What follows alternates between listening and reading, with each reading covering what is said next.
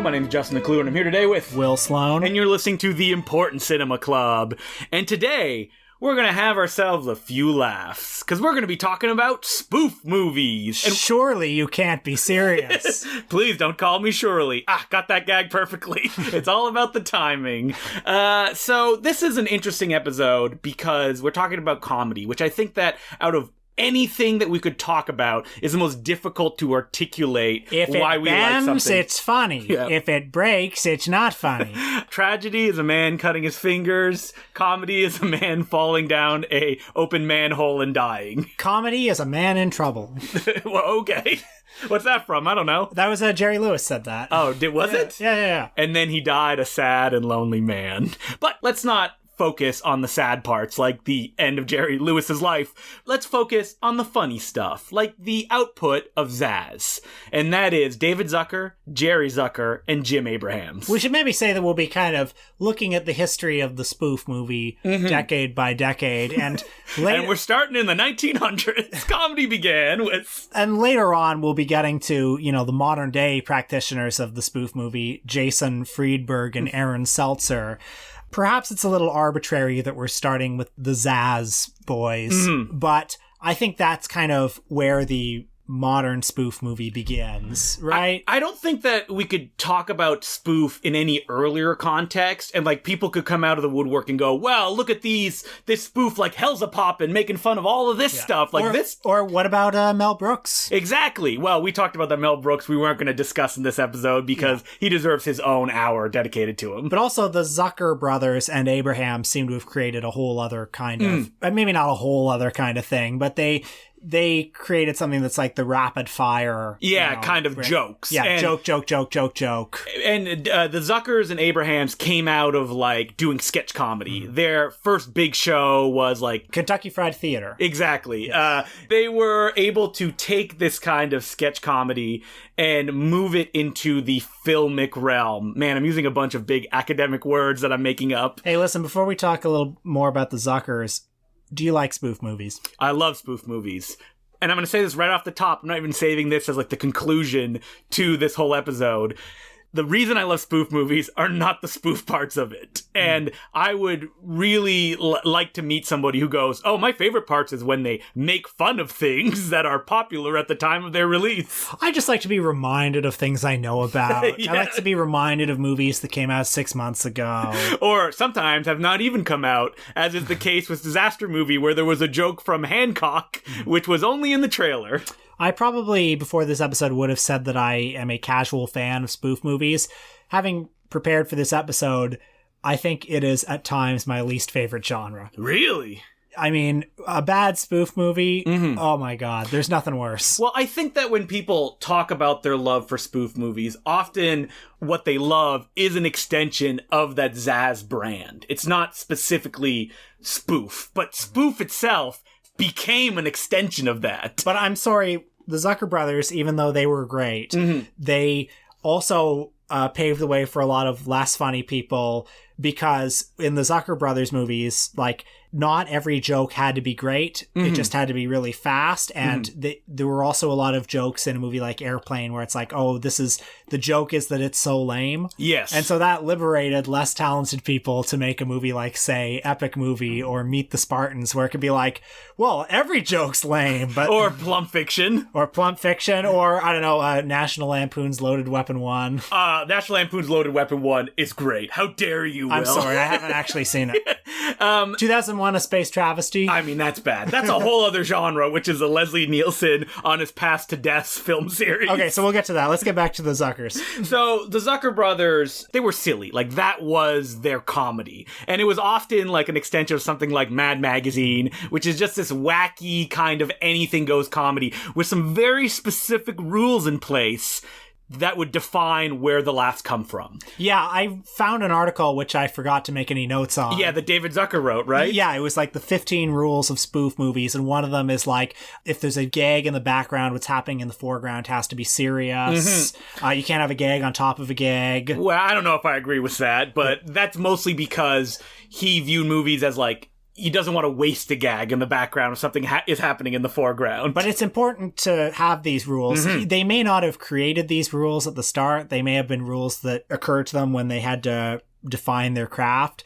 But, like, for comedy to work, it has to have a certain internal logic. It does. And I think looking at something like Airplane, it's very clear what their comedy path is, which is that everyone in this film has to play it straight. You cannot be aware that what you're doing is a gag, because if you do, it will completely destroy the reality of what is happening. And by the way, that's why it was funny that Leslie Nielsen briefly became a big comedy star, because he's not an actually funny guy. I mean, I don't know about that. Oh, come on. I feel that in the 90s, people were using Leslie Nielsen in the incorrect way. Like, putting him in Mr. Magoo is not to Leslie Nielsen's strengths. Right. He's an old, like, ham actor, an old dramatic actor who funny things happen to. He's not the source of the comedy. Well, I don't know. The way he kind of delivers some of his lines, it's all about timing. You know what? You're right. I shouldn't undercut Leslie Nielsen to that extent. Now, I think that Will is taking a position that many people take when they talk about spoof movies. It's a dumb genre, made by people who have disdain for their audiences. Well, not all spoof movies. No, because, for example, Airplane is, the pinnacle when you talk about these kind of films. This was a film that was directed by David Zucker, Jim Abrahams, and Jerry Zucker.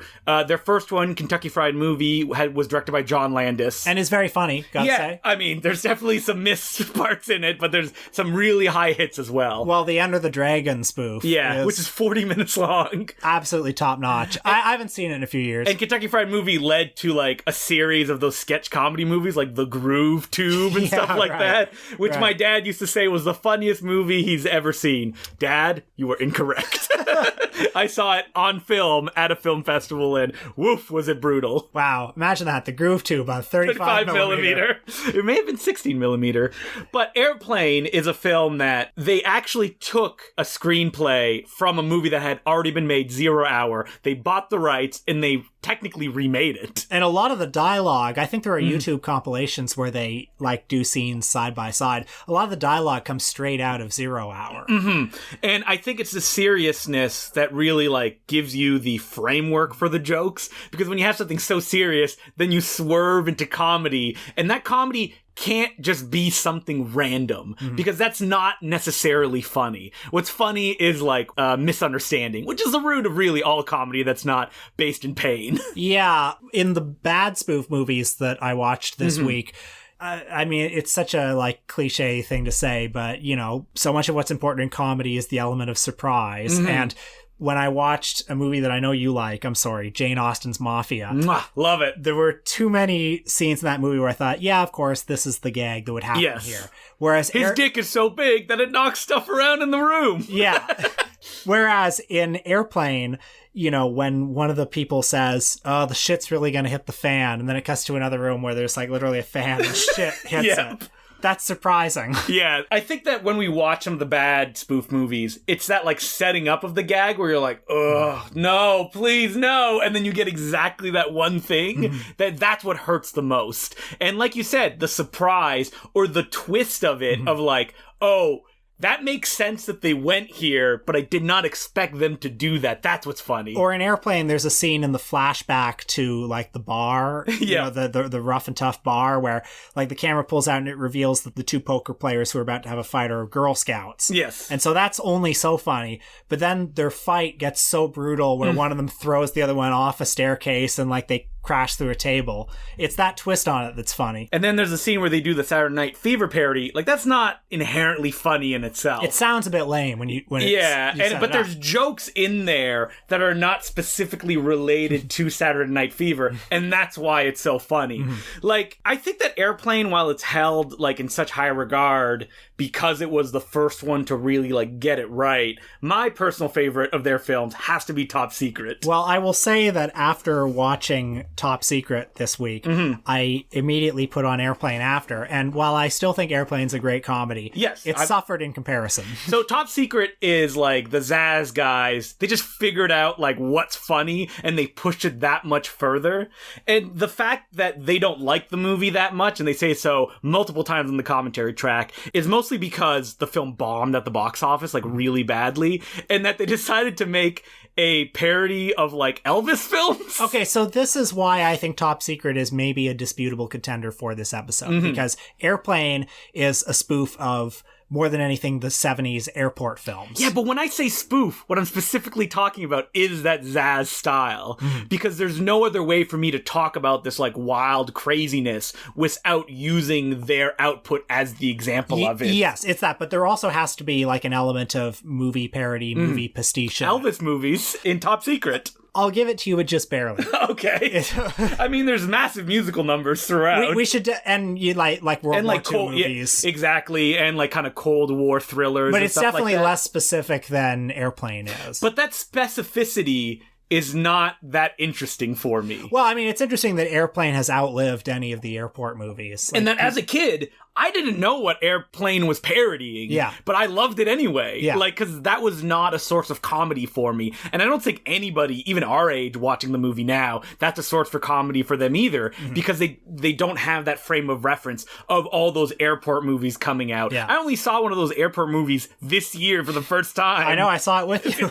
And, like, it didn't technically make Airplane any funnier, but it was interesting to see where it came from. Yeah. So, yeah, Top Secret, I was very impressed by it. It has so many... It's just so dense with comedy, and it's so dense with very complicated comedy. Yes. Like, certain of the comic set pieces in this movie, and not just the set pieces, some of the throwaway gags are just amazing pieces of architecture. That's the thing about spoof movies, especially Zaz films, is that the production that goes into making them, it gives me a headache just thinking about it. Even just a character holding like a giant thing of ice cream, like in Scary Movie 3. I'm like, someone had to build that just for this lame joke happening. So just briefly, Top Secret is about Val Kilmer as a sort of Elvis-like rock star who, what even is the plot?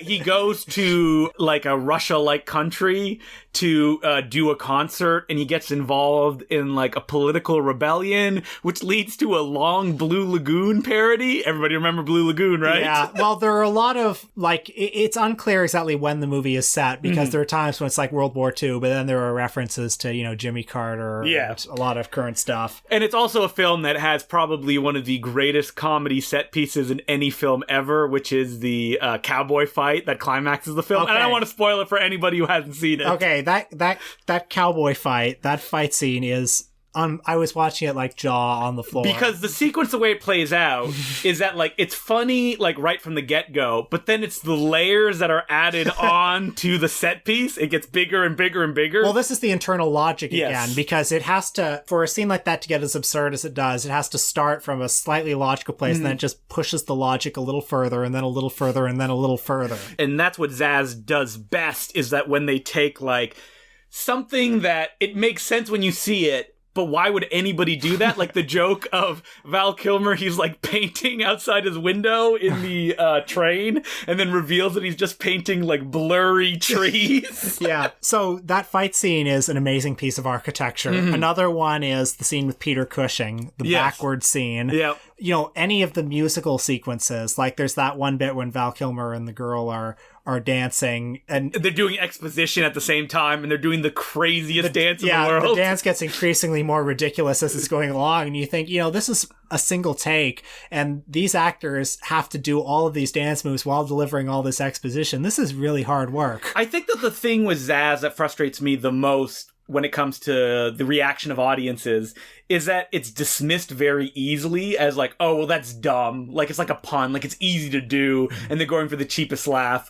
When the construction of the jokes at their best are so complicated to deliver like a punchline that's like, oh...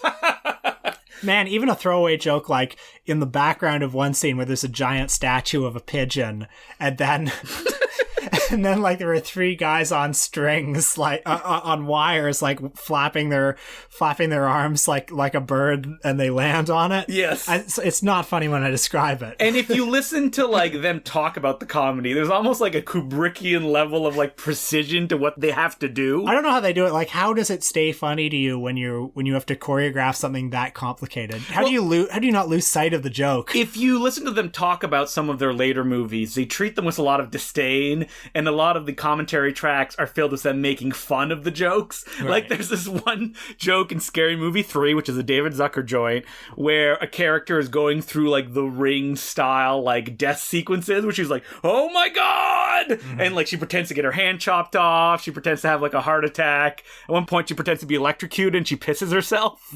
And you just hear David Zucker on the commentary go, "Oh man, that's one too far, isn't it? Well, I guess comedy comes in threes."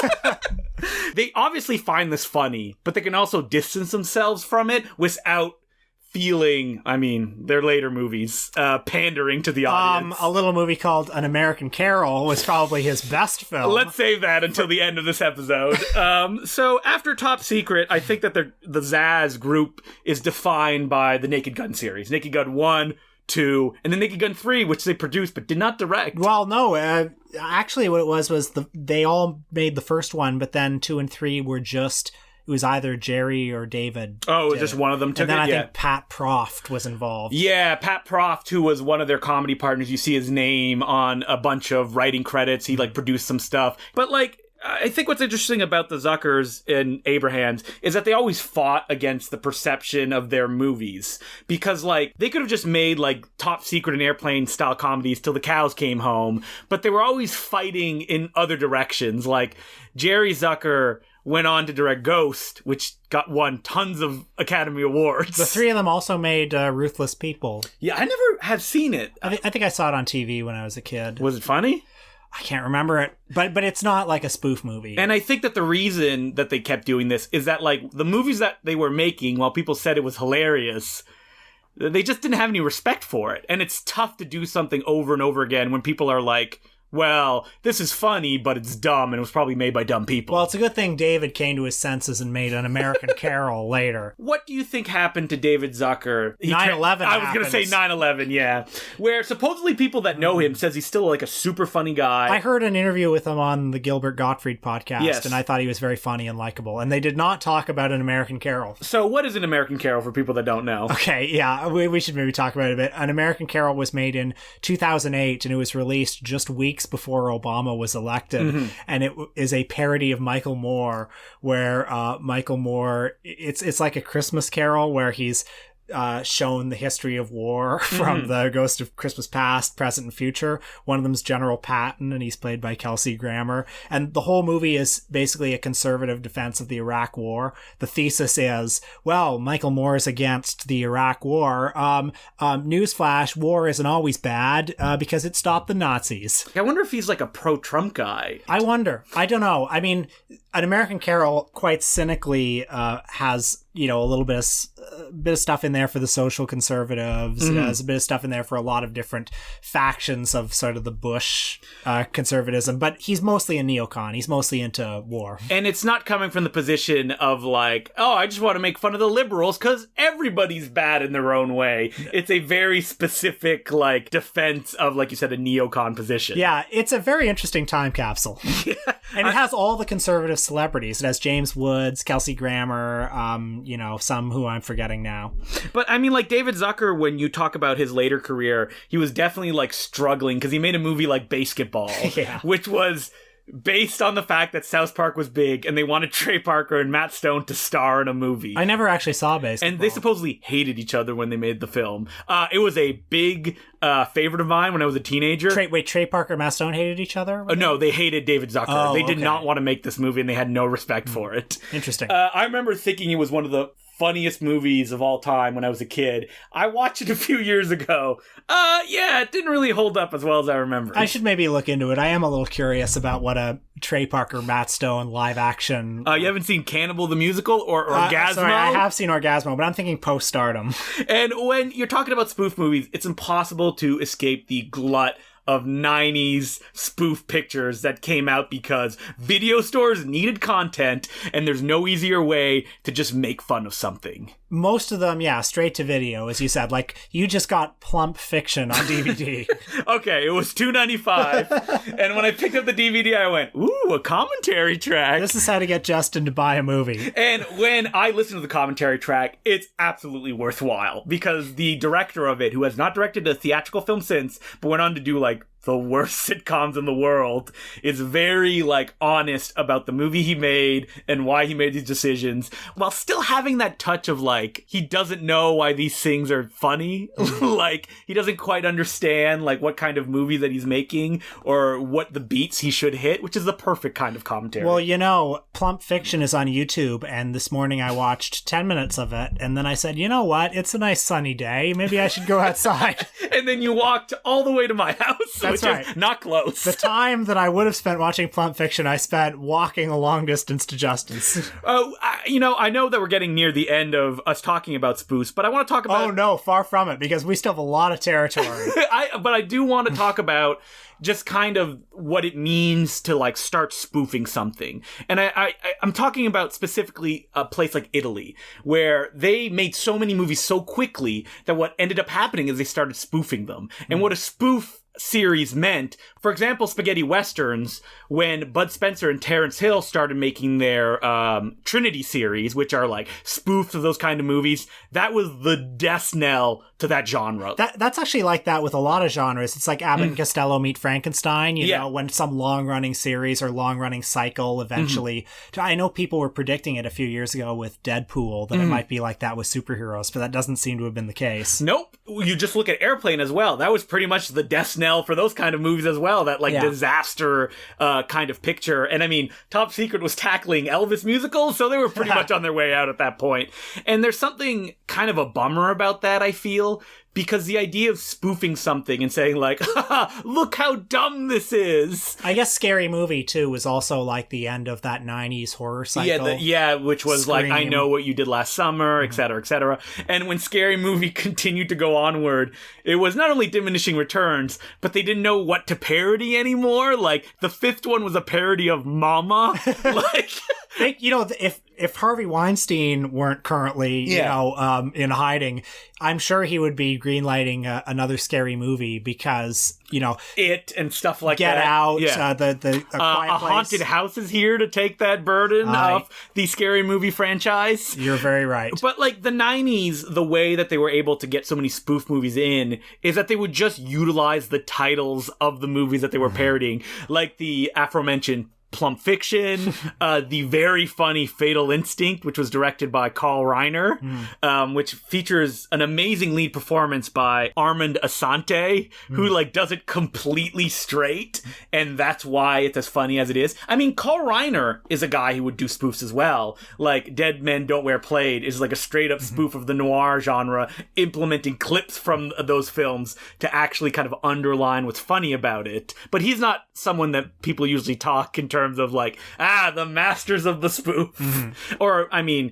if you look at a list of, like, best spoof films, Spinal Tap is on there, and I'm like, I guess. It's different. Like, the 90s was also kind of the death knell of the spoof movie. But then it came back in a big way with Scary Movie. Yeah, it did. A film that, once again, as a teenager, oh man, was it funny. It does not hold up. Well, I haven't seen it since, I think, the year 2000, when I saw it at a sleepover birthday party. And I'll tell you, it killed at that sleepover birthday party. That scene... The sex scene where he takes off her panties and she's got like a giant like huge bush, and then he like brings a weed whacker to it, and then there's the big ejaculation scene. Sorry guys, content warning. That's stuff that you're not supposed to see. I think all of our eyes just popped out of our heads watching that. And you know which two writers wrote that scene? Which writers?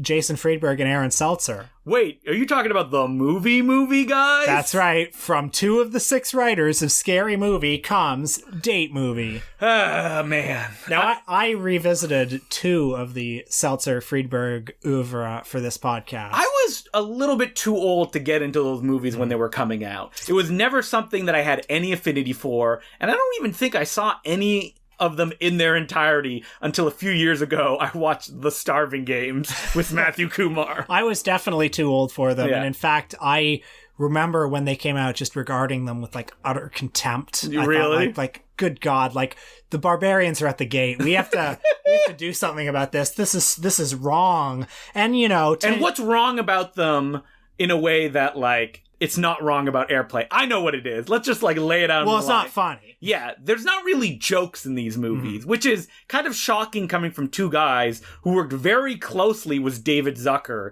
in his late period of his career. Like, they wrote Scary Movie 3 was David Zucker. So they were learning from the best, who was kind of on the downward slope of his career. Yeah, I'm sure he still had gold to give them, and they turned into stuff like Date Movie, which at first seemed to be like they were in on the joke. Like, the DVD has commentary with them. It also has commentary with critics that are like, what is this movie? Like, I can't, like, look at this. That was a funny joke, having that as an extra feature. There's like a 10-minute like sped up version of the movie, or like a version with just farts or something like that. Like, this was the beginning of DVD, where they wanted the home viewing experience to have extra jokes that the movie wouldn't have. And also the common rap on Friedberg and Seltzer is that they weren't satirical of these movies. All they were just references. And that's completely true. It is true. So, for example, I watched Epic Movie, and there's a scene where you see Borat, and he's wearing, that green bikini. And the movie's set in Narnia. And he says, I'm a Borat. I am a #1 journalist in Narnia.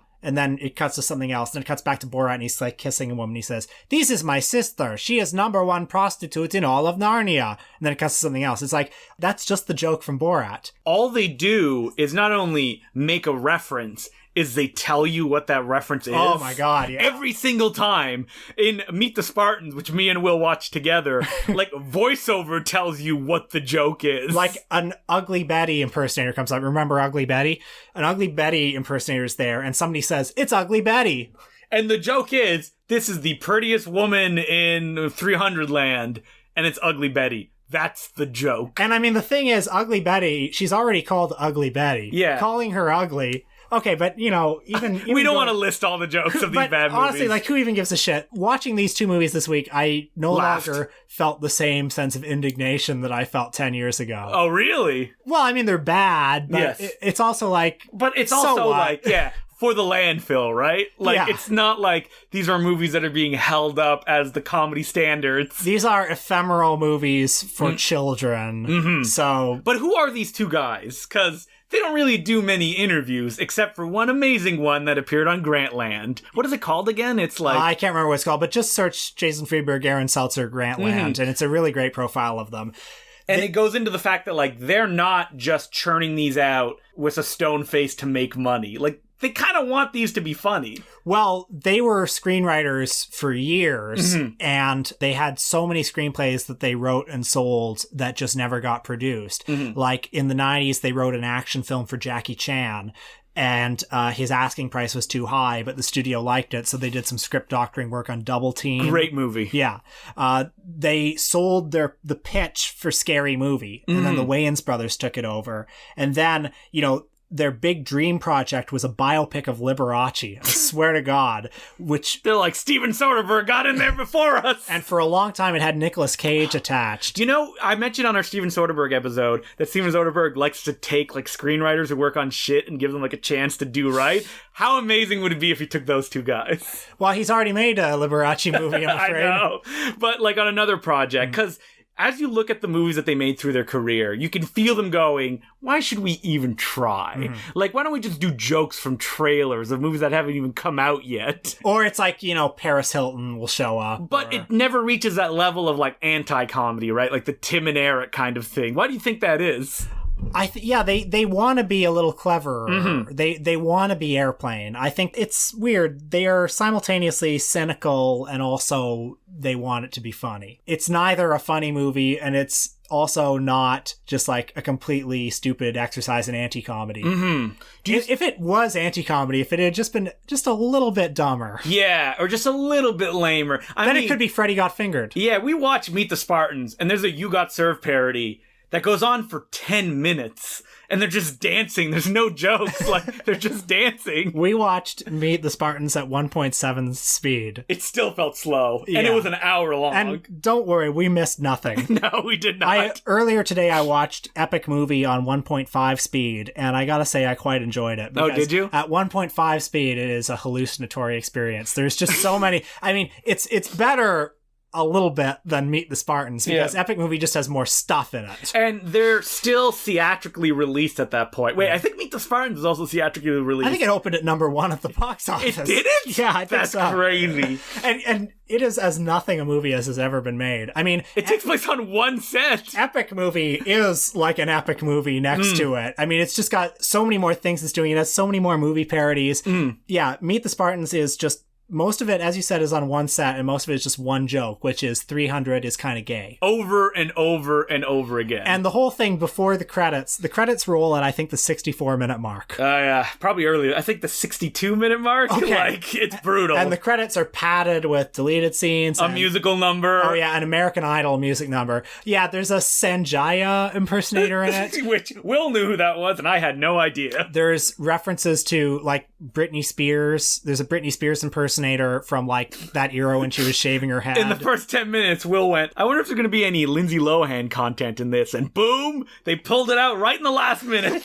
There's a Lindsay Lohan joke where she's leaving rehab, and I think she gets hit by something and flies in the air. Like, that's the joke. I wonder what this movie would be like to somebody who is 10 years younger than us. It must be... nothing. Like, it makes no sense to them. Yeah, it would need, like, annotations. But that's why something like Airplane is still funny to anyone, any age, and, like, these epic movies are nothing. Because you can't be making fun of something, I feel like, if you, number one, have no respect for it, and number two, think your audience is dumb, and also, I'm going to do as little effort as possible. I'm not, like, satirically, like, making fun of this. All I'm saying is, you hate this one thing. Here is that thing being hit in the face with balls.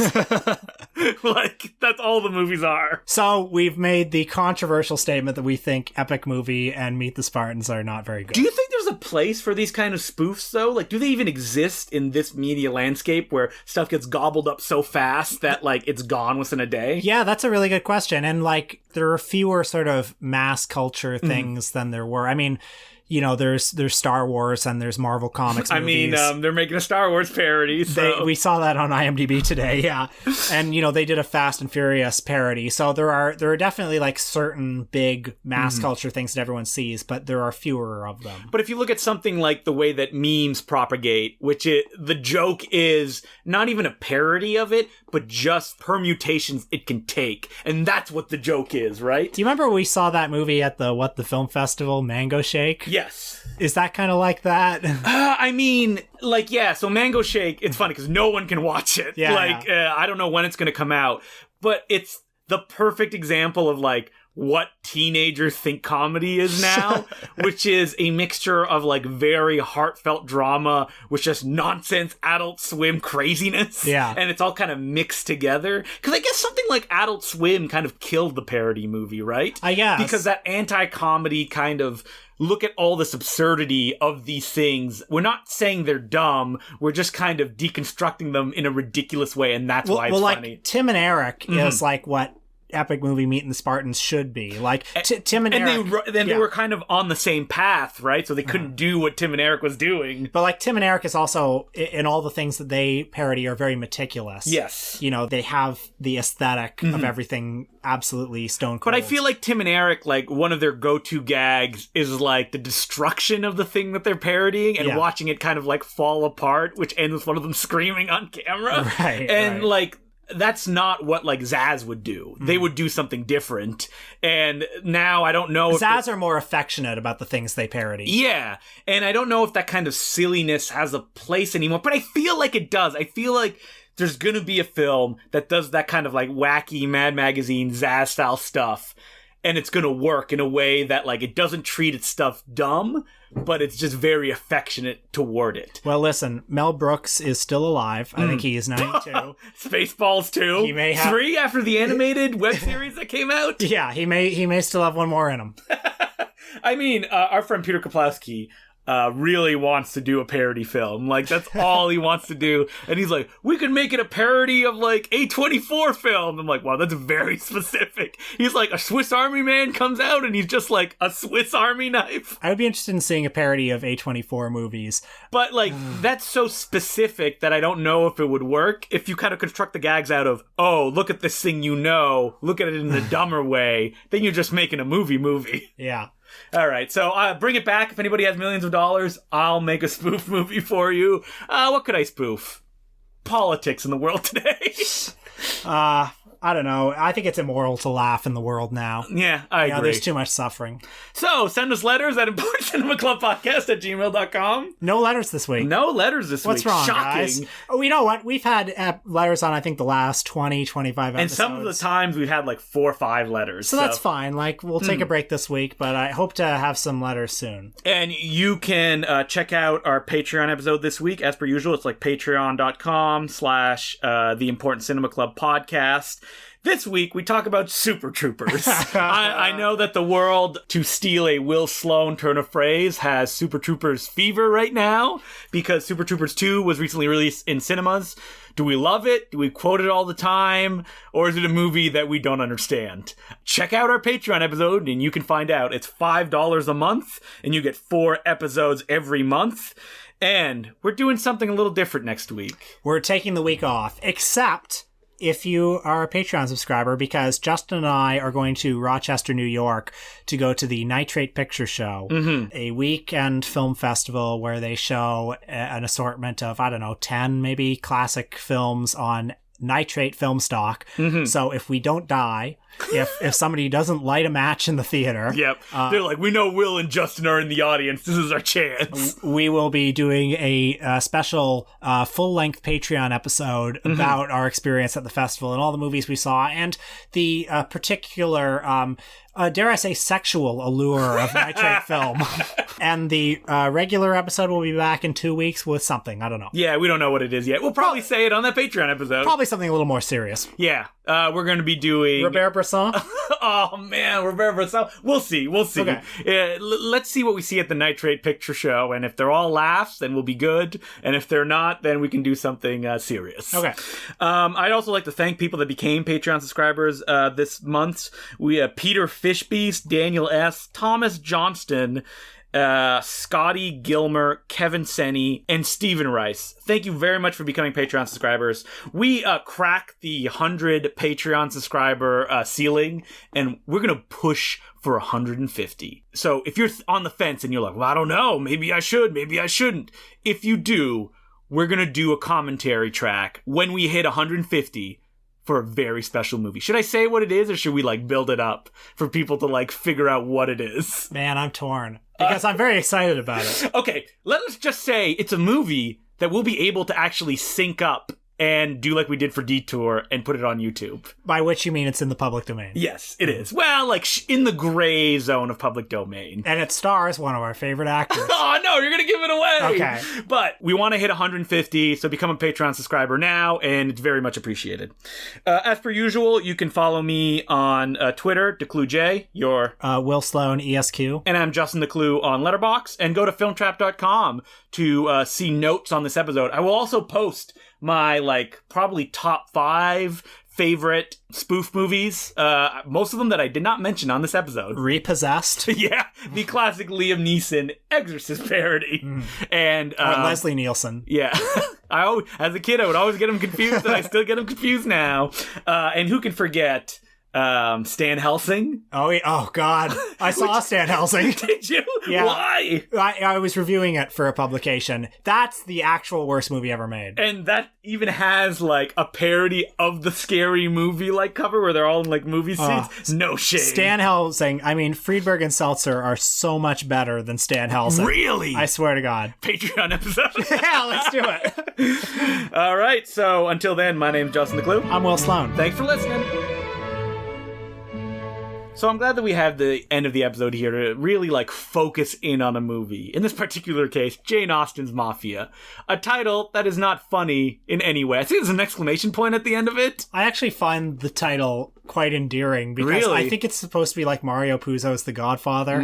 So like Jane Austen's Mafia. And you can't help but laugh when you pick up that cover and it has like dynamite with like who is the final actor that's in this movie? Lloyd Bridges. Who gets a in memory of because he passed away before the film came out. But the fact they called it Jane Austen's Mafia, which is not a very funny joke, and also like can only be counterproductive to marketing the film. Like it makes no sense. So the fact they did that, I find very endearing. I think that it's kind of weird that they would go to parody The Godfather out of everything that they could do. Like, when you look at Jim Abraham's career, he did stuff like Hot Shots and Hot Shots Part 2, which were very clearly doing Top Gun and Rambo. And then you have The Godfather, which it feels like him reaching out for a property that everybody would know that he could lay a framework of gags And on. Godfather is pretty tired. Like it's been it's been spoofed to death. This is Jim Abrahams without the Zuckers. Yes. And it's about, I would say, 1/3 as funny as Airplane. That's rough. So did you just sit there with a stone face the entire time when you I were chuckled occasionally. You know, I went into this movie perhaps with heightened expectations because I know that you and especially Peter Kaplowski. Yeah, but when you hear Peter talks about it, it's from a place of distinct nostalgia, and that's the only, like, he likes the Barney character who does a dance at the end. Oh, no, sorry, it's it's not the Barney that dances. Barney Barney gets gets shot. killed with a spear. Well, That's pretty tired shit. Well, I thought the movie started pretty well because it's maybe 70% Godfather, 30% Casino. Yes. And oh, man. That casino opening has some of the best gags where you see all the funny games, and one of them is like, guess a number, and he's like, 3. No, you lose. Well, that's funny. And also what's funny is in the first scene where it opens like Casino does, where he like starts his car and the car explodes and it's like the credits play over the fiery montage. Spy hard. But when Jay Moore is in the fire, he's like dunking a basketball and he's catching a frisbee. I laughed during that, and that really primed me. It's like, okay, this is gonna be a lot of laughs. But unfortunately, again, the jokes I think lacked a certain element of surprise. Really? Well, the Forrest Gump parody, I don't know. Oh man, I don't remember very much of Mafia. The last time I saw it was at the end of a 24-hour movie marathon. It was the last movie we watched. Gotta say, funniest thing I had ever seen. But that was probably my delirium. You're like Sam Neill and In the Mouth of Madness at that point. I'm like, but when I was a kid and I had the VHS, I watched it over and over and over again. Okay, so another example is El Nino, very topical. Yeah. Big trailer moment.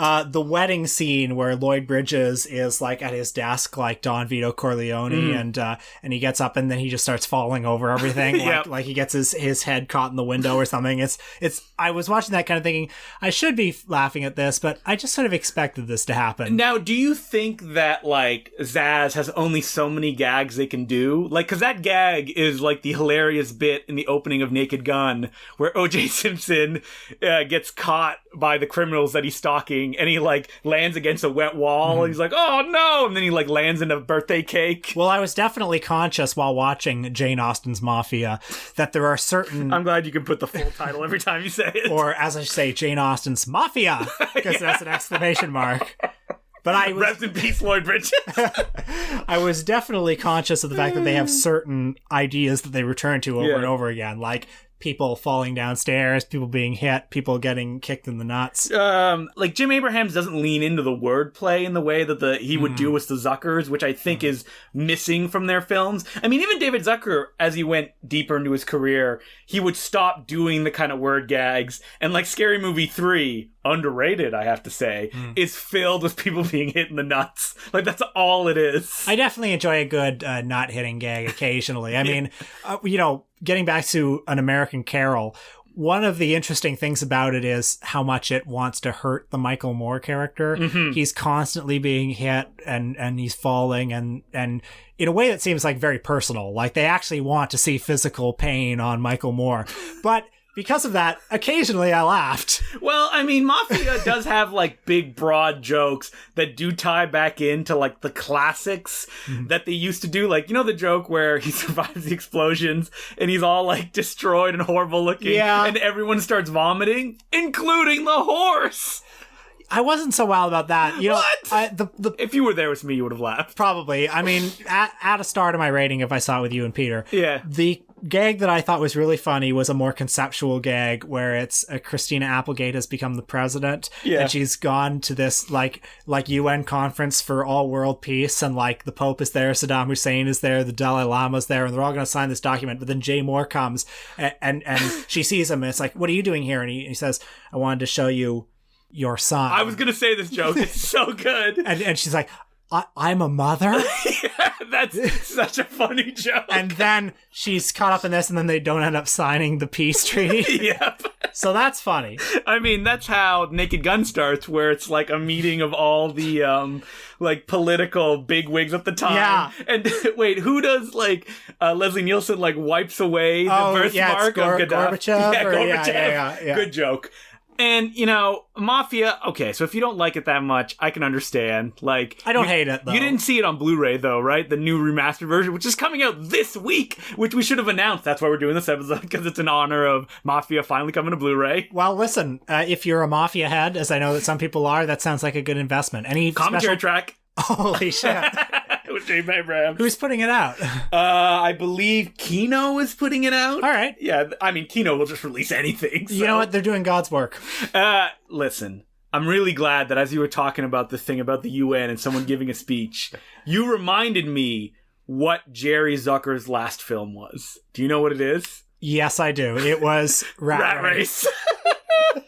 Isn't it amazing he hasn't made a movie since Rat Race? I think he probably decided, I said everything I have to say with Rat Race. Going out on top. Yeah, because, you know, Rat Race has a lot to say about, you know, America, about capitalism, you know. But Rat Race is a film that made me realize, wow, some comedies are not funny, even though that there's one good gag in it. And it's the Hitler gag, yeah. And that's another example of like a joke building on top of another joke.